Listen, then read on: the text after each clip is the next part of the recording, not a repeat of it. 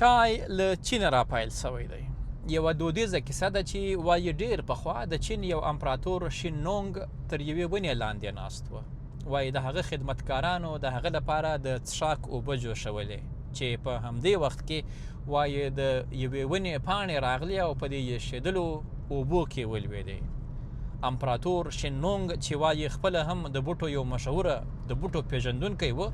وایي هغه خپلو خدمتکارانو ته امر وکړ چې دا یې همدغه اوبه چې په خپله پکې پاڼې ولوېدې د همدغه خوراک ازمویل غواړي، کتل یې غواړي. تر هغه راوروسته بیا دغه خواړه چای جوړ سوه، هغه چای چې نن یې موږ او تاسو په بیل بیل شکلونو کې کوو، تورې، شنې، د شیدو او همدغسې بیل بیل قسمونه دي. دا ناشونی دی چې آیا په دې کې څومره رښتیا دی، خو دا یو څرګند حقیقت دی چې چای واقعي هم له چینه پیل سوی دی.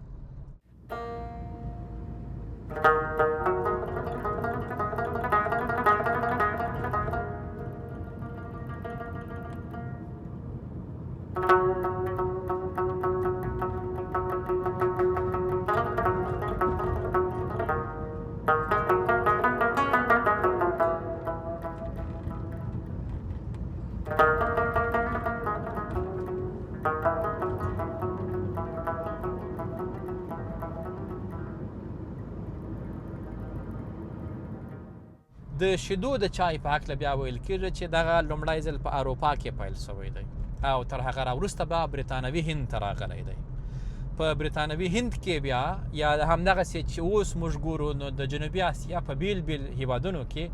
د شیدو چای مشهوره دی.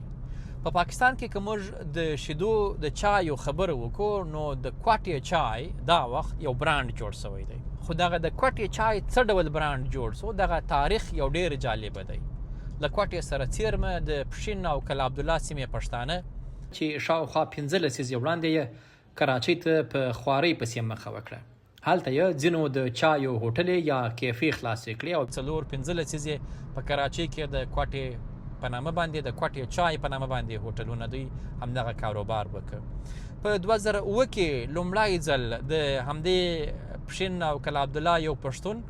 چې په کراچۍ کې د چایو کاروبار و، هغه لومړی ځل د پاکستان پلازمینې اسلام آباد او ورسره څیرمه راولپنډۍ ته راځي او په راولپنډۍ کې د کوټې چای په نامه باندې یو هوټل خلاصوي. تر هغه راوروسته بیا د کوټې چای اوس ښایي د پاکستان دغسې ښار تاسو پیدا نه کوئ چیرې چې پکې د کوټې چای هوټل نه وي، د کوټې د چایو کیفې نه وي. زه خدای نور ناصر یم او د نن په دې ویلاګ کې به در سره د کوټې چای په تاریخ او سفر خبرې کوم.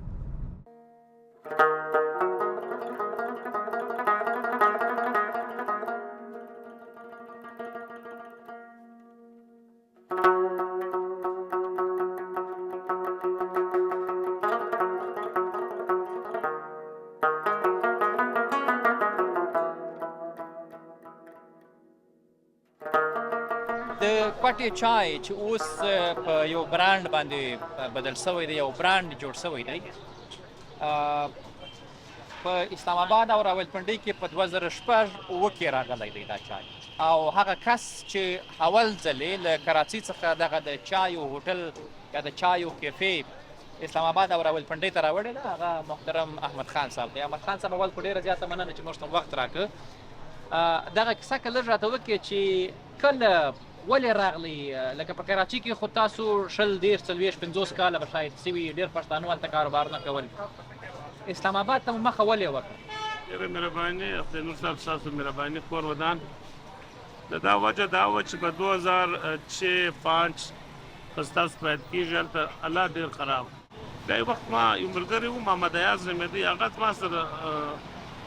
په کښېنستو سهار ماښام هغه راته وویل چې احمد بهي موږ کنډۍ له ولې نسو اسلام آباد ته به ولاړ شو، یا د نصیب خبرې وې. نو په 2007 تقریبا 8مه میاشت وه یا 9مه میاشت بیا زه کنډۍ ته رالم. بیا د الله زه به دا وایم چې د الله په کراچۍ د الله څخه متاثره وم. نو په 2007 په هند په اخري میاشت کې ما دا هوټل جوړ کړ. تر تا له مخه دلته د کوټې چای چا پېژندلی که نه؟ یاره نه پېژندلې، د کوټې چای بالکل چا نه پېژندلې. دا باسیان هوټلانو زه به دا درته وایم چې 14 ورځې د خپل هوټل مخکې ما په پنډۍ کې کړي دي دا 14 ورځې مې د سر درد نه دی شوی چې کله مې خپل هوټل جوړ کړي ولې موږ په عادت په خپل شی باندې دا 14 ورځې به زه ګرځېدم راګرځېدم دا پنډۍ اسلام آباد مې ټوټل وکته والله کوم د سر درد شوی دی چې کله مې خپل هوټل جوړ کړي بیا مې نشه بولې سر درد بولې هغه مې پرس او په 2007 کې موږ دغه اوله کویټه کې وه بیا پر دې موږ ډېر محنت وکړي دا کویټه نوم نه دی پنډۍ اسلام آباد کې د خلکو څه کول هم نه دلته یو پوښتنه دا ده چې کله چې تاسو کراچي کې وئ کراچي کې خو نو ظاهره خبره ده د پښین او کلا عبدالله ټول پښتانه چې دی هغه همدغه د چای کاروبار کوي او ډېر وخت یې کوي آیا په کراچي کې هم د کوټې چای دغسې مشهور و لکه اوس چې دلته دی که نه هغه وخت هم دومره مشهوره نه و نه مشهوره وي د کراچي کې خامخا بلکې یو شی بل دی د کراچي خلک چې کوم دي هغه بیسیک چای ډېر کوي هغه پان مان خوري دا شان کې هغه د چای عادت خلک د پنجاب خلک چې کوم دي هغه د چای سره دونه عادت نه و اوس د دې عادت جوړ شو چای ته اوس د دې ذهن جوړ شو دا پراټه و دا شان نه پېژنده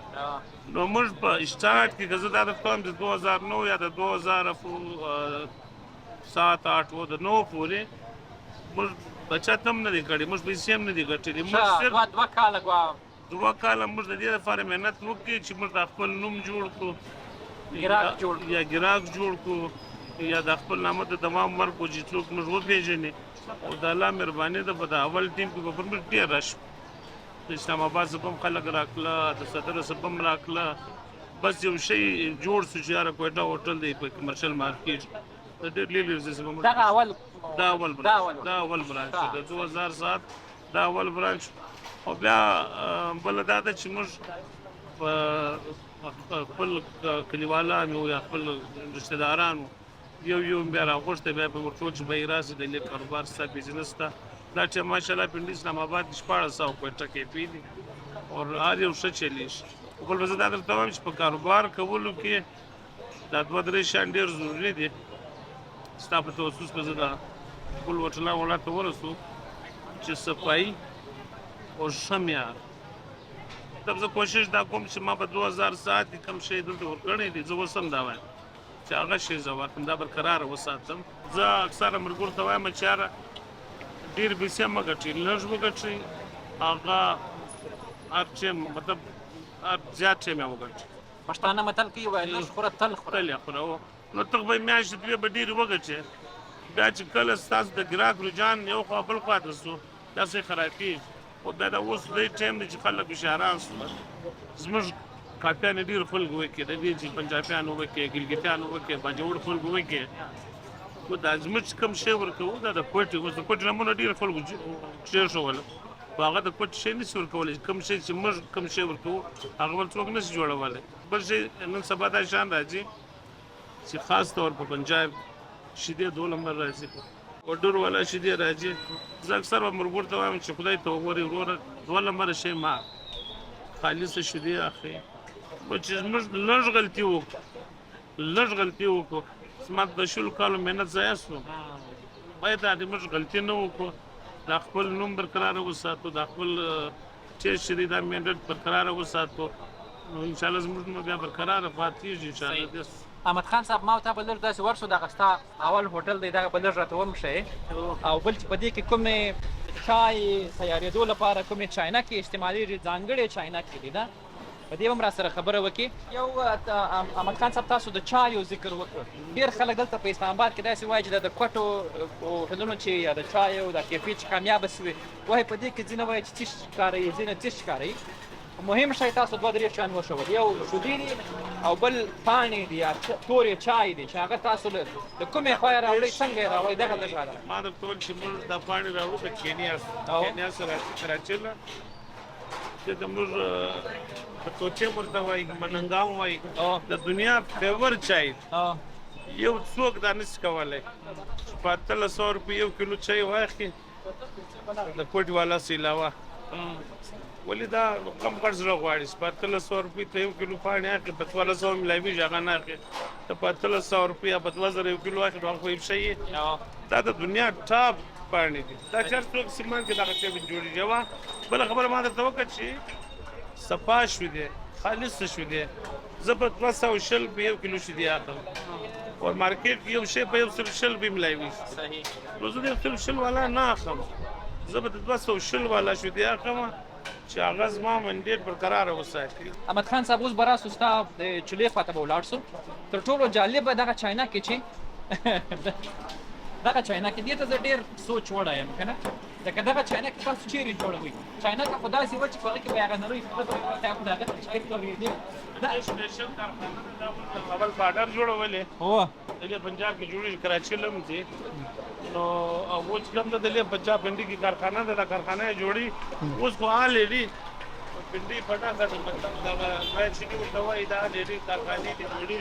کوټ ولا راوړي اوس هغه د اډر سیستم نشته په هغه موږ سپیشل اډر ورکړي چې پیدا کړل څه باندې جوړ پاتې دا کونټر دا شان دا په خپل بلډینګ څنګه پیژندو دا موږ ته ولاړو چې پیدا دار کم را جوړ کړه دا رقم را جوړ کړه دا رقم را جوړ کړه دا رقم دا طبيعي پراټي دا رقم چې انداز د دې خلک نه په پوهه ده کراچي خلک په ولاندو